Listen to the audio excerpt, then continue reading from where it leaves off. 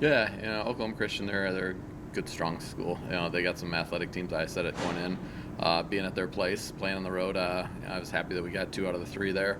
Obviously, would have liked to have gotten that last one, but at the same time, sometimes the other team just gets the hits, and that's just part of the game.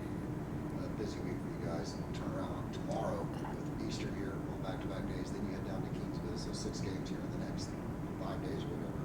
Yeah, it's going to be a busy week for us.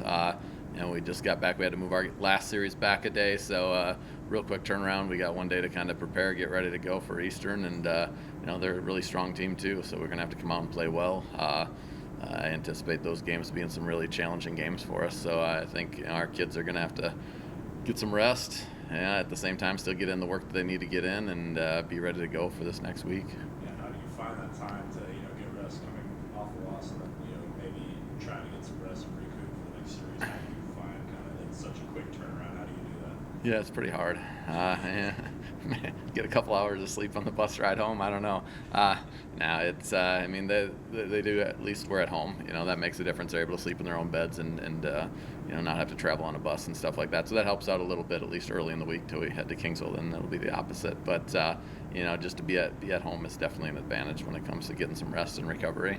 When you have games like this, like a series day off, do you play more players? They just get extra playing time because the players are resting. Yeah, if the game allows us to do that, that'd absolutely be the key. If you can rest some kids and get them a little bit extra playing time for some of the other kids that haven't been in quite as much, I think that's a huge advantage. At the same time, when you're playing conference games and regional games, every game matters, so you still got to put your best team out there and be as competitive as you can. And again, if the game gives you the opportunity to get some people a little bit of rest time and some other people out some experience, we'd love that. It seemed like Heidi really struggled in that last one. Can you just talk about what your kind of conversation with her after that game to kind of get her mind on the right track was?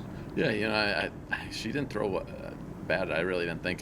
They were just hitting the pitches, and that's just going to happen in the game of softball sometimes, and you're facing a good team, and they were just kind of picking the right pitches that she was throwing, and I think if you kind of looked at her pitching performance, I don't think it would look much different than some of the games that she's thrown really well in. I think it was really just a more of the other team just they kind of had her number at that moment, but I thought she battled really well, and it's just one of those games. Softball can be a weird game when it comes to that.